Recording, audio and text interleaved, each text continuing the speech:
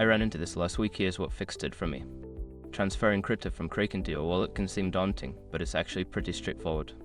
Here is how to do it step by step. Step 1. Log into your Kraken account. Start by logging into your Kraken account. Make sure you have your two-factor authentication ready if you have it enabled. Step 2. Navigate to the funding section. Once logged in, go to the funding tab in the main menu.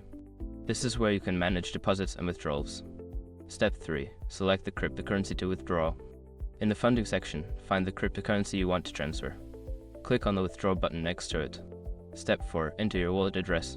You will need to enter the wallet address where you want to send your crypto. Double check this address for accuracy, as sending to the wrong address can result in loss of funds. Step 5. Confirm the withdrawal.